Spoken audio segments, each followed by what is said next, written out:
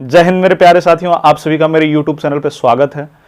तो अभी हम पढ़ रहे हैं परसेंटेज और ये हमारा परसेंटेज का पार्ट 4 है, जिसमें हम लोग उन प्रश्नों को लेंगे जो कि आपके Delhi police, UP police, SSC और ग्रुप डी के परीक्षाओं में पूछे गए हैं। तो सब ज्यादा बात ना करते हुए सबसे पहले हम चलते हैं प्रश्नों पे।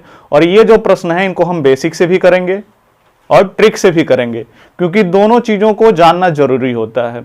आप लोग गलती क्या करते हैं कि ट्रिक के पीछे भागते हैं, और यही सबसे बड़ा कारण होता है आपके फेलियर का, कि आप बेसिक अपना मजबूत नहीं करते हैं। और आज के टाइम में अगर आपको कंपटीशन निकालना है तो आपको बेसिक भी जानना पड़ेगा और ट्रिक भी जानना पड़ेगा।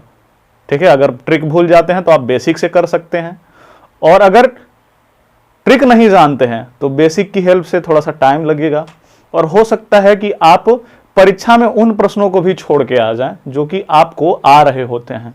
और अक्सर बच्चों के साथ यही होता है। तो ट्रिक भी सीखिए और बेसिक भी सीखिए।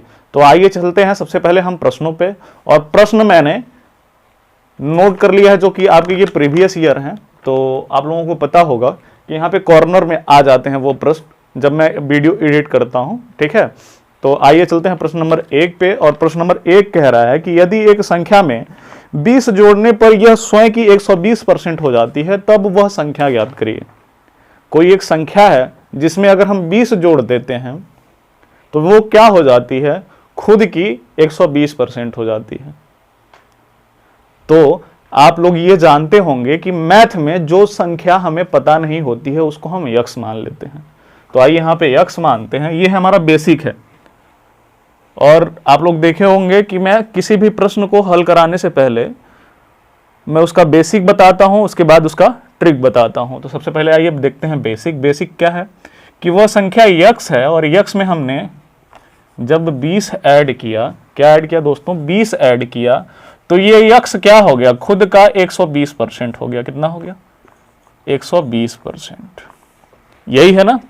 अब ये देखिए कितना शानदार इक्वेशन बना है। अब यहीं से सॉल्व करके आप यक्स की वैल्यू निकाल लीजिए, यक्स का मान ज्ञात कर लीजिए।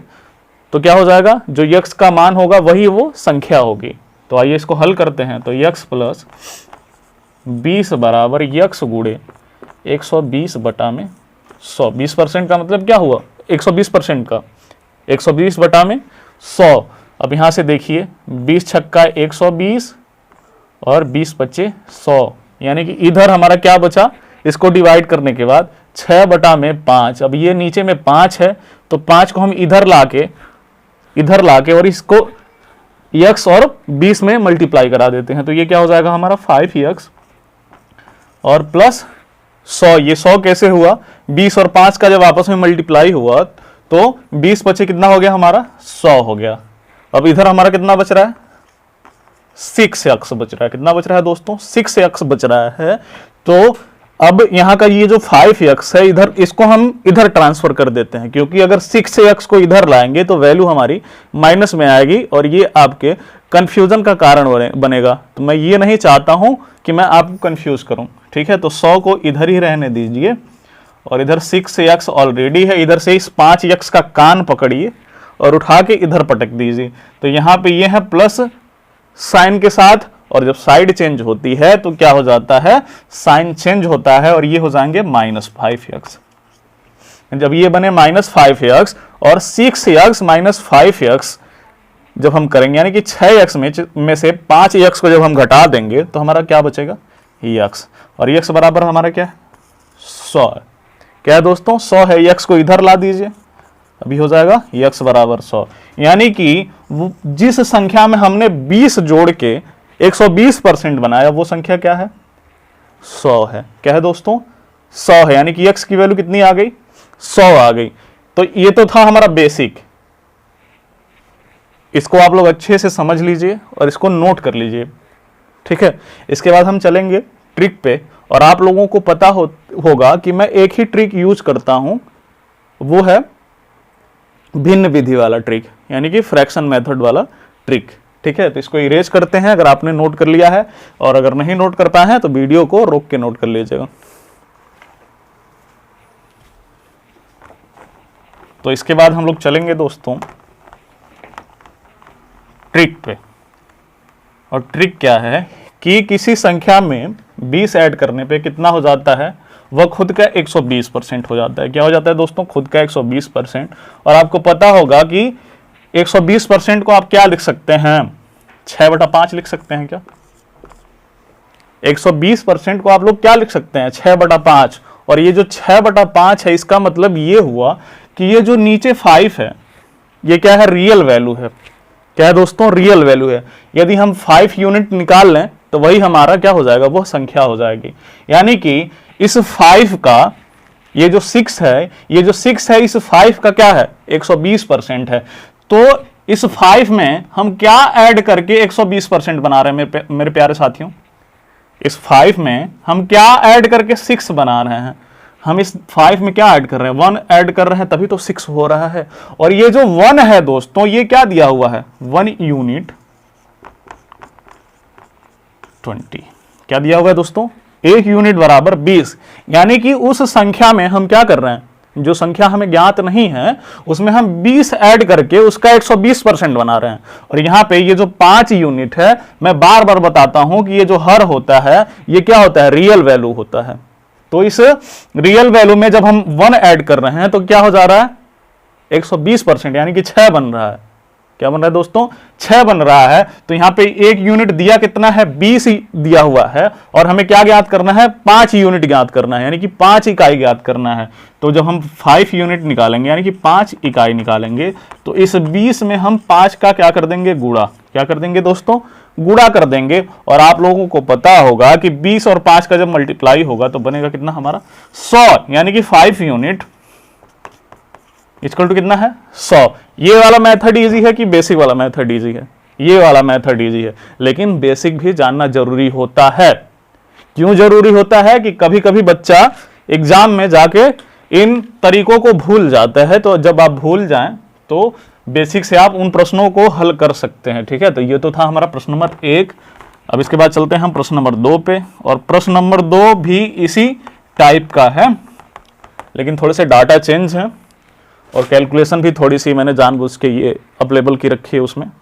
तो आइए उसको देखते हैं कि यदि एक संख्या में 80 जोड़ने पर यह स्वयं की 140% हो जाती है तो वह संख्या ज्ञात करिए। क्या जोड़ने पे दोस्तों, 80 जोड़ने पे। क्या जोड़ने पे, 80 जोड़ने पे क्या हो जाता है, 140% हो जाता है। और इस 140% को आप 140/100 लिख सकते हैं। लिख सकते हैं कि नहीं लिख सकते हैं? तो यहाँ से 1 0 से 1 0 और ये 7 और नीचे में 5, 2 से ऊपर नीचे डिवाइड करिए तो 2 7 14, 2 5 10, कितना बचा, 7/5। और इस 7/5 का मतलब ये है कि ये जो 5 है ये क्या है, रियल वैल्यू है। और इस 5 में हम 2 ऐड करके, कितना ऐड करके दोस्तों, 2 ऐड करके 7 बना रहे हैं। और ये जो 7 है इस 5 का कितना है, 140% है। यानी कि जो हमारी संख्या है दोस्तों वो कितनी है, 5 यूनिट है। क्या है, 5 यूनिट है। और ये 5 जो ये है हमारा क्या है, रियल वैल्यू के इक्वल होती है। रियल वैल्यू नहीं होती है, लेकिन रियल वैल्यू के क्या होती है, इक्वल होती है, उसका गुणज होती है, उसको डिवाइड करती है। ठीक है, तो 5 यूनिट हमारा रियल वैल्यू है। और 2 यूनिट ऐड करके इसमें हम क्या बना रहे हैं, इसको 140% बना रहे हैं। और यहाँ 2 यूनिट कितना दिया हुआ है दोस्तों, यहाँ पे 2 यूनिट दिया हुआ है 80, यानी कि 2 यूनिट बराबर 80। और हमें ज्ञात कितना करना है, 5 यूनिट। ज्ञात कितना करना है, 5 यूनिट। तो 2 यूनिट बराबर 80। तो 5 यूनिट ज्ञात करने के लिए सबसे पहले हमें 1 यूनिट ज्ञात करना पड़ेगा। तो 1 यूनिट बराबर 80/2 यानी कि 40। 1 यूनिट बराबर 40, तो 5 यूनिट बराबर 40 गुणे 5। 5 यूनिट बराबर 40 गुणे 5 और 40 बचे 200, यानी कि वो संख्या 200 है जिसमें हम 80 जोड़ के इसका 200 का 140% बनाते हैं। ठीक है, तो ये तो था हमारा प्रश्न नंबर 3। और ये जितने भी प्रश्न मैं दोस्तों करा रहा हूं, ये आप कोई भी बुक उठा के देख लीजिए, इस तरह के प्रश्नों की भरमार देखने को मिलेगी। चाहे वो आर्यस अग्रवाल की बुक हो गई, चाहे वो राकेश यादव सर की बुक हो गई, और चाहे वो किरण पब्लिकेशन की बुक हो गई।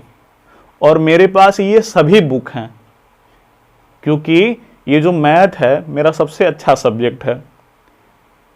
एक मैथ ही ऐसा सब्जेक्ट है जिसको मैं पढ़ के और पढ़ा के बोर नहीं होता हूं। ठीक है, तो अगर इसको आप ध्यान से पढ़ेंगे तो आप भी इसमें बोर नहीं होंगे। और ये जो प्रश्न है उन्हीं बुक से मैं लेके पढ़ाता हूं, और थोड़े बहुत प्रीवियस ईयर भी इधर उधर नेट से सर्च वगैरह करके वहां से ले लेता हूं। तो ये सारी चीजें मैं आपके लिए लेके आता हूं। तो ये जो प्रश्न है दोस्तों आपको हर बुक में देखने को मिलेंगे, और यकीन करिए ये मेथड आप सीख गए तो आप मैथ में बहुत अच्छा करेंगे। ठीक है, तो आइए इसी के साथ चलते हैं प्रश्न नंबर 4 पे। नहीं, ये हमारा प्रश्न नंबर 2 था, 3 नहीं था, ये हमारा प्रश्न नंबर 2 था। अब इसके बाद हम चलेंगे प्रश्न नंबर 3 पे। तो आई थिंक ये चीजें आप लोगों को बहुत अच्छे से समझ में आ रही हैं, और समझने की कोशिश करिए, क्योंकि आप लोगों को आसान आसान चीजें तो बहुत अच्छे से समझ में आ जाती हैं, लेकिन जो आपके पेपर में पूछे जाने हैं वो आपको समझ में नहीं आती हैं इजीली।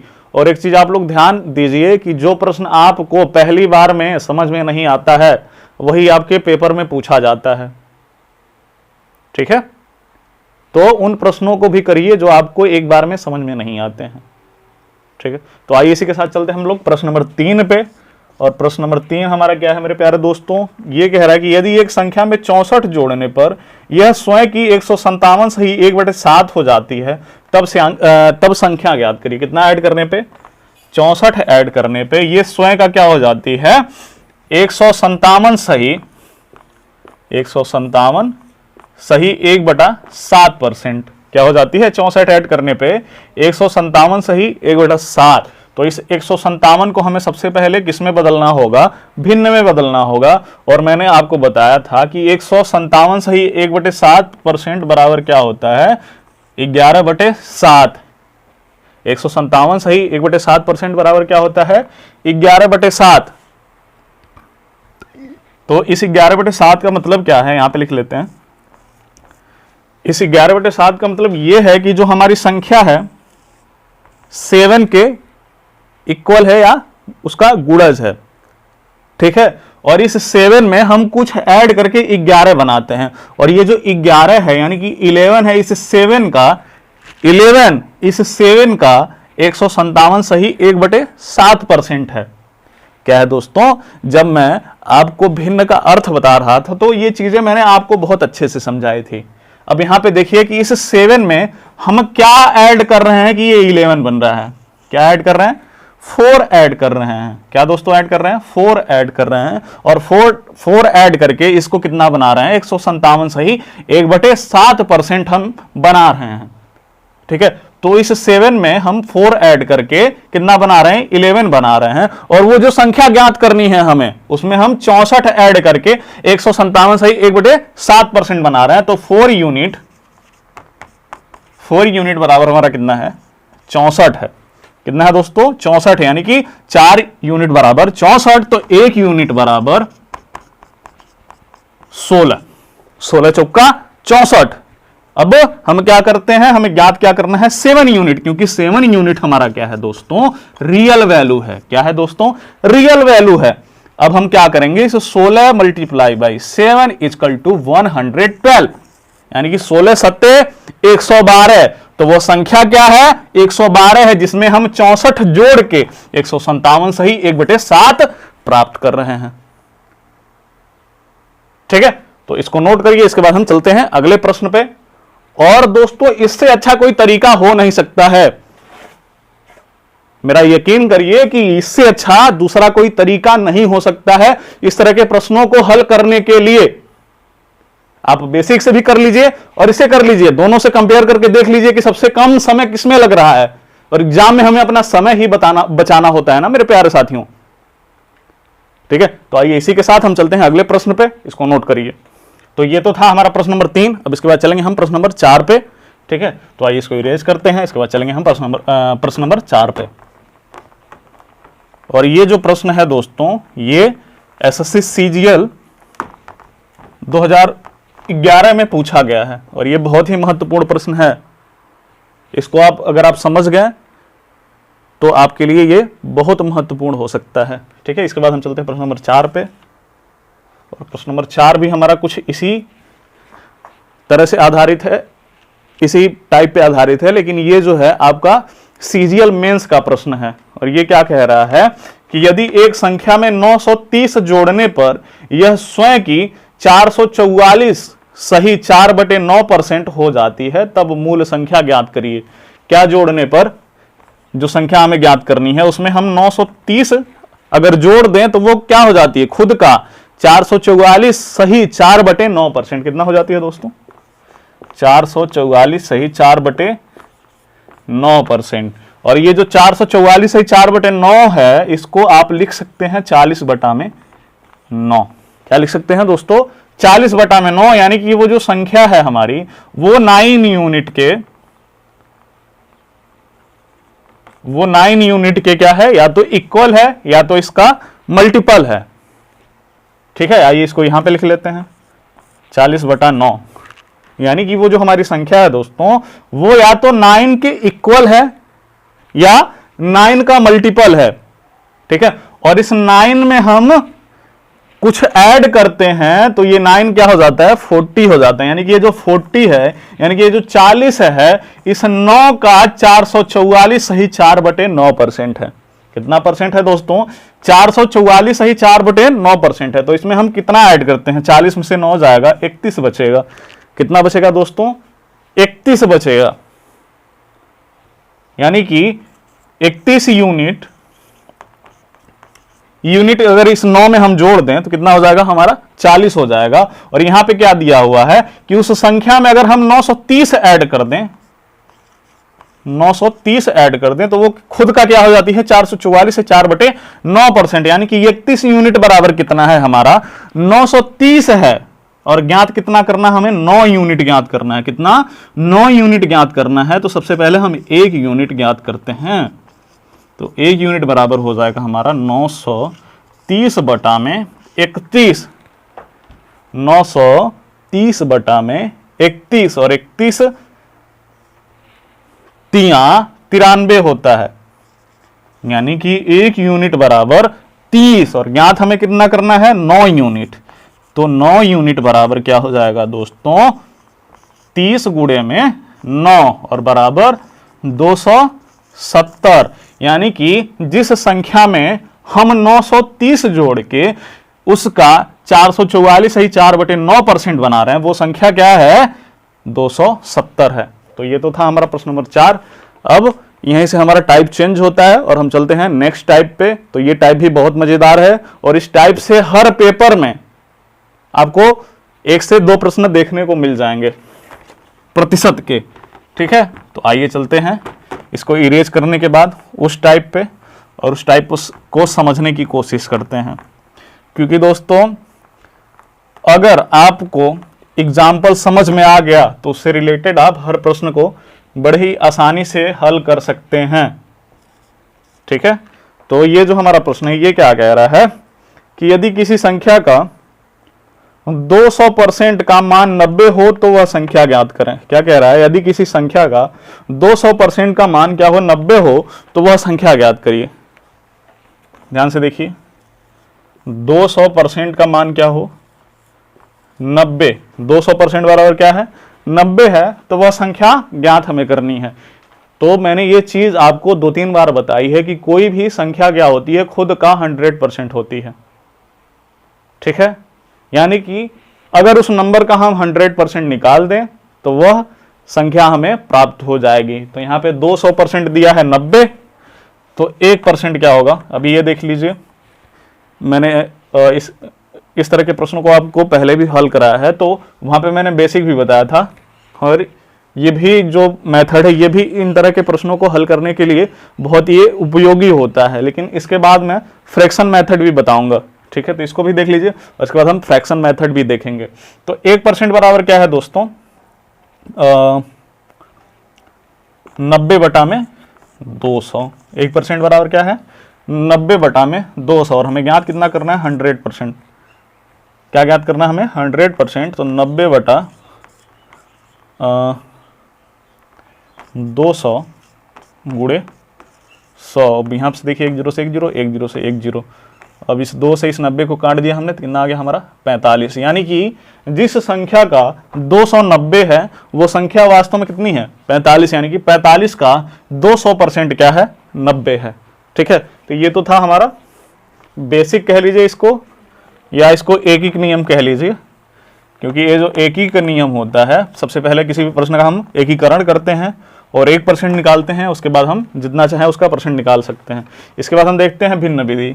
तो कोई संख्या है उसका 200% क्या है दोस्तों 90 है, तो इस 200% को आप क्या लिख सकते हैं, 200% को आप लिख सकते हैं 2/1। क्या लिख सकते हैं 2/1, यानी कि वो जो संख्या है, यानी कि जो रियल वैल्यू है वो या तो 1 है या इस 1 का गुणज है, मल्टीपल है, और 2 यहां पे दिया हुआ है, और 2 बराबर 2 यूनिट बराबर क्या है 2 यूनिट बराबर है दोस्तों 90। 2 यूनिट बराबर क्या है 90 है, और हमें ज्ञात कितना करना है 1 यूनिट। तो 1 यूनिट बराबर क्या हो जाएगा 90/2 बराबर 45। यानी कि जो 1 यूनिट है ये रियल वैल्यू है, और रियल वैल्यू हमारा कितना आ रहा है 45, यानी कि 1 यूनिट बराबर 45, और 45 क्या हो जाएगा हमारा आंसर हो जाएगा। इसके बाद जो प्रश्न है ये यूपीपी में पूछा गया है, और ये यूपीपी में इसके पहले जो पेपर हुआ था उसी में पूछा गया है।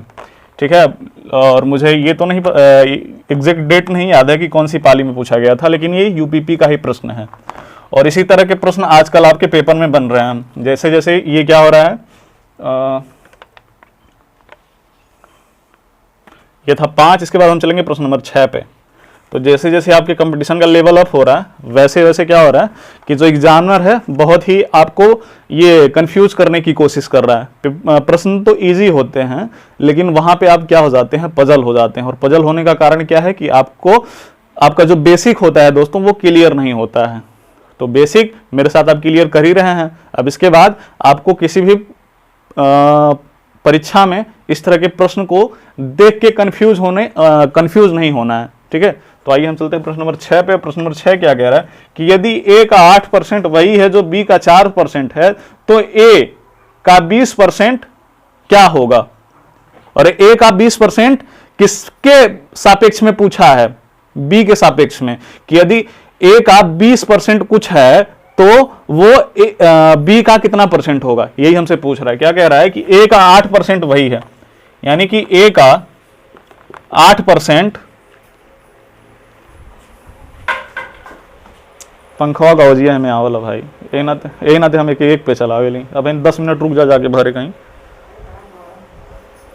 तो पंखा ले जा, चाहे पिछवा चल जा, इनके पकड़ के ले जा।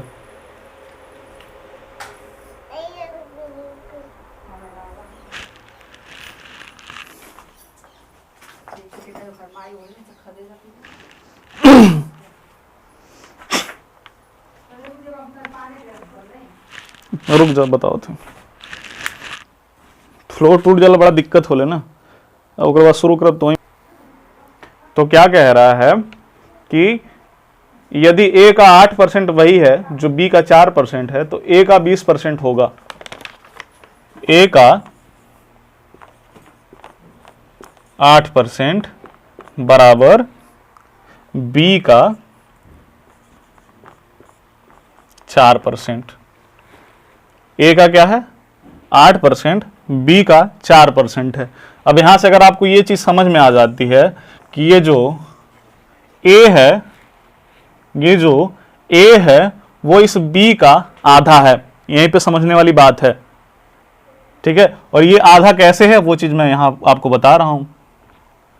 तो अब आपको करना क्या है कि A का 8%, तो A गुणे 8/100 कर देना है, और बराबर B गुणे 4/100 कर देना है। अब यहाँ पे भी 100 है और यहाँ पे भी 100 है, तो 100 से 100 कैंसिल हो गया, और यहाँ पे ऊपर में क्या बच रहा है 8 और ये बच रहा है 4। तो इसको 2 से अगर डिवाइड कर दें तो ये हो गया हमारा 2 चौका 8, और ये 2 दूना 4, और ये 2 दूना 4, 2 एकने 2, यानी कि 8 गुणे 2 बराबर B गुणे 1। तो यहां से A और B की वैल्यू निकाल लीजिए, ये चीज तो मैंने आपको बताई थी। तो यहां पे अगर A के साथ 2 है तो ये 2 आ जाएगा, B के इक्वल और ये b के साथ 1 है तो ये आ जाएगा 1 के इक्वल, यानी कि a बराबर 1 और b बराबर 2। अब यहां पे आपको देख के तो ये लगेगा कि ये जो a है इस b का आधा है, लेकिन ऐसा नहीं होता है। अगर इस तरह की कोई भी चीज आपको देखने को मिल जाए तो वहां पे सीधे इसका उल्टा मतलब निकालिएगा कि ये जो a है इस b का क्या है, इस b का क्या है, 2 गुना है। तो आगे क्या पूछ रहा है कि a का 20% क्या होगा। तो a का 20% क्या है, a का 20% क्या होगा, ठीक है। तो ये किसके सापेक्ष में निकालना है, इस b के सापेक्ष में। और मैंने यहां पे बताया कि ये जो a है इस b का 2 गुना है, a है इस b का 2 गुना है। तो जब हम b निकालेंगे तो b क्या होगा, इसका आधा ही होगा ना, क्योंकि a इस b का 2 गुना है। तो 20/2 करेंगे तो क्या आ जाएगा हमारा 10%, यानी कि जब a का 20% होगा तो b का 10%, यानी कि b का 10% है, बराबर है किसके, b के 20% के। तो आंसर आपका क्या हो जाएगा 10%। और ये आपके परीक्षा में पूछा गया है, डस्टर देना, ठीक है। तो इसको नोट करिए। इसके बाद हम चलते हैं अगले प्रश्न पे। और अगला प्रश्न हमारा बहुत ही मजेदार है और बहुत ही शानदार है, क्योंकि इस तरह के प्रश्न में बहुत सारे लोग हो जाते हैं पजल। और पजल इसलिए हो जाते हैं क्योंकि उनको ये नहीं पता होता है कि जो प्रतिशत हम निकालते हैं वो हमेशा सेम यूनिट पे ही निकालते हैं। कि यदि पैसे का परसेंटेज निकालेंगे तो वो हमेशा पैसे के ही सापेक्ष में निकलेगा, और अगर रुपए का परसेंटेज निकालेंगे तो वो हमेशा रुपए के ही सापेक्ष में निकलेगा। तो ये प्रश्न है हमारा ग्रुप डी का, और इसको देखते हैं। तो ये हमारा प्रश्न है कि 20 पैसे 5 रुपए का कितना परसेंट होगा, कितना, 20 पैसा 5 रुपए का कितना परसेंट। 20 पैसा है और ये 5 रुपए का, किसका, 5 रुपए का कितना परसेंट है, तो 20 पैसा है तो इस 5 रुपए को भी पैसे में बदलिए। तो 5 रुपए को जब पैसे में बदलेंगे तो इसको आप कर देंगे 100 से मल्टीप्लाई, 5 का इसे 100 से मल्टीप्लाई करेंगे तो ये हो जाएगा 500 पैसा। क्या हो जाएगा, 500 पैसा। और यही कह रहा है कि ये 20 पैसा इस 500 पैसे का कितना परसेंट है। तो 20 को करिए ऊपर और 500 को लाइए नीचे और करा दीजिए 100 से मल्टीप्लाई। अब देखिए 100 से ये 100 खत्म हो गया, यानी कि 1 0 से 1 0, 1 0 से 1 0, और बचा क्या फाइनली हमारा 20/5 और 5 चौका 20, यानी कि जो 20 पैसा है 5 रुपए का कितना परसेंट है, 4% है। 20 पैसा 5 रुपए का कितना परसेंट है, 4% है। इसको नोट करिए और इस प्रश्न को आप जितना हो सके समझने की कोशिश करिए कि जब भी प्रतिशत आप किसी नंबर का निकालेंगे तो सेम यूनिट को सेम कर लेंगे। अगर मीटर पे निकालेंगे तो दूसरी यूनिट जिसके सापेक्ष निकाल रहे हैं वो भी आपका मीटर ही होना चाहिए। अगर किलोमीटर पे निकाल रहे हैं, पहली यूनिट अगर आपकी किलोमीटर में है तो दूसरी यूनिट जिसके सापेक्ष आप निकाल रहे हैं वो भी आपकी किलोमीटर में ही होनी चाहिए, ठीक है। इसके बाद चलते हैं हम अगले प्रश्न पे, और अगला प्रश्न भी हमारा बहुत शानदार होगा, बहुत ही मजेदार होगा। तो इसको आप लोग देखेंगे और यहां से सीखने की कोशिश करेंगे। तो ये होगा हमारा प्रश्न नंबर 7, और इस प्रश्न को आप लोग ध्यान से देखिए। क्या कह रहा है कि यदि नहीं, एक व्यक्ति के वेतन में 5% की वृद्धि हो जाती है, यदि उसका नया वेतन क्या हो, 252 हो, तो उसका पहला वेतन क्या था। यानी कि जब उसके वेतन में 5% की वृद्धि नहीं हुई थी तब उसका वेतन क्या था। कितने परसेंट की वृद्धि होती है, 5% की। कितने परसेंट की वृद्धि होती है, 5% की। और जब 5% की वृद्धि होती है तो उसका नया वेतन क्या हो जाता है दोस्तों, नया वेतन हो जाता है उसका 252। 5% की वृद्धि के बाद उसका नया वेतन हो जाता है 252। इस प्रश्न को आप बेसिक से भी कर सकते हैं। उसका नया पुराना वेतन आप मान सकते हैं यक्स, और यक्स में जब 5% की वृद्धि करेंगे तो वो हो जाएगा खुद का 105%, यानी कि यक्स गुणे 105/100 बराबर 252। वहां से आप अगर यक्स की वैल्यू निकाल लेंगे तो वो आपका आंसर हो जाएगा। लेकिन वो तो रहा हमारा बेसिक, और हम बेसिक अच्छे से जान रहे हैं। अब देखेंगे इसको ट्रिक से कैसे करेंगे। तो 5% का फ्रैक्शन फॉर्म क्या होता है, 1/20 होता है। 5% का फ्रैक्शन फॉर्म होता है 1/20, यानी कि जो वैल्यू है वो या तो 20 है या तो 20 यूनिट के मल्टीपल है। 20 यूनिट का क्या है, मल्टीपल है। तो हमारा जो रियल वैल्यू है यानी कि वास्तविक मान है या तो 20 है और या 20 का मल्टीपल है, गुणज है। और इस 20 में कितने की वृद्धि हो रही है, कितने की वृद्धि हो रही है दोस्तों, 1 की वृद्धि हो रही है। और 1 की वृद्धि होने के बाद ये कितना बन रहा है, पहले उसका वेतन कितना रहता है, ध्यान से देखिए। और इस प्रश्न से आपको मैं एक ये भी बताता हूं कॉन्सेप्ट, उसको ध्यान से देखिए कि उसका जो पुराना वेतन था, पहले वेतन, पुराना वेतन वो कितना था, 20 यूनिट। कितना था, 20 यूनिट। और नया वेतन कितना हुआ, नया वेतन उसका 20 में 1 जब हमने बढ़ाया, यानी कि 20 का 5% कितना है, 1 है। तो इस 20 में जब हमने 1 ऐड किया तो ये कितना हो गया, 21 हो गया। यानी कि जो हमारा नया वेतन होगा वो कितना होगा, 21 यूनिट के इक्वल या तो 21 यूनिट का मल्टीपल होगा। ठीक है, तो 21 यूनिट कितना दिया हुआ है, 21 यूनिट यहां पे कितना दिया हुआ है, 21 यूनिट बराबर है आपका 252। 21 यूनिट बराबर कितना है, 252। और हमें निकालना कितना है, 20 यूनिट। तो सबसे पहले यहां से 1 यूनिट निकाल लीजिए। तो 1 यूनिट बराबर हो जाएगा 252 बटा में 21। और इस 21 को, इस 252 को काटिए तो 21 से करने 21 बचा कितना हमारे पास, 42। और 21 दूना 42 यानी कि 12। 1 यूनिट बराबर 12। और हमें निकालना कितना है, 20 यूनिट। तो 20 में जब हम 12 का मल्टीप्लाई करेंगे तो 12 दूना 24, यानी कि वो जो उसका पुराना वेतन था, जब ये 5% बढ़ा नहीं था तो ये कितना था दोस्तों, 240। ठीक है, तो ये तो था हमारा प्रश्न नंबर 7। इसके बाद चलेंगे हम अगले प्रश्न पे, तो इसको नोट करिए। इसके बाद चलते हैं हम अगले प्रश्न पे। तो अगर आप इसको नोट नहीं किए हैं तो वीडियो को रोक के नोट कर लिया करिए और थोड़ा सी अपनी स्पीड बढ़ाइए, क्योंकि अगर आपको ऑनलाइन पढ़ना है तो थोड़ी सी अपने समझने की और लिखने की स्पीड आपको बढ़ानी पड़ेगी। ठीक है, तो इसके बाद हम चलते हैं प्रश्न नंबर 8 पे। और प्रश्न नंबर 8 भी बहुत ही शानदार और बहुत ही मज़ेदार प्रश्न है, और ये आपके यूपीएसआई में पूछा गया हुआ है। ठीक है, तो इसको आइए देखते हैं। तो ये प्रश्न क्या कह रहा है कि एक टोकरे में रखे आमों में से 20% आम खराब हैं। यदि इस टोकरे में खराब आमों की संख्या 35 हो तो कुल आम कितने थे। एक टोकरे में रखे आमों में से कितने आम खराब है, 20% आम खराब है।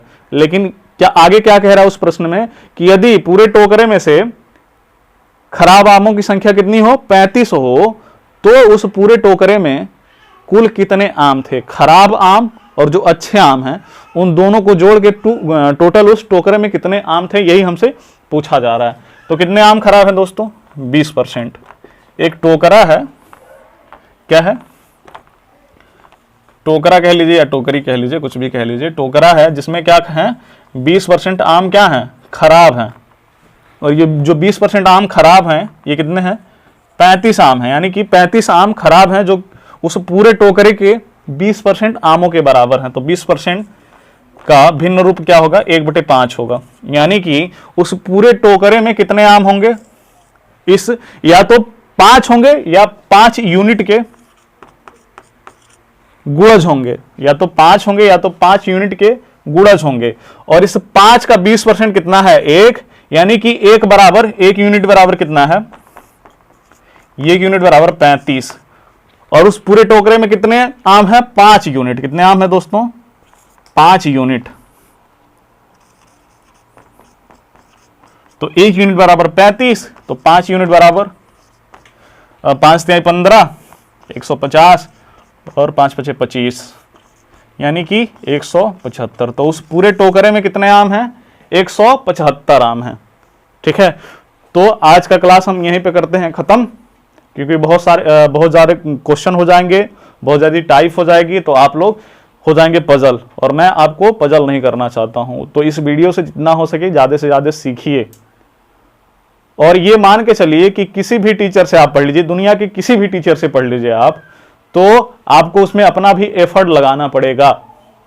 और बच्चा सबसे बड़ी गलती यही करता है कि वो टीचर के भरोसे बैठ जाता है, और टीचर के भरोसे बैठने से किसी भी बच्चे का ना तो सिलेक्शन हुआ है और ना ही होगा।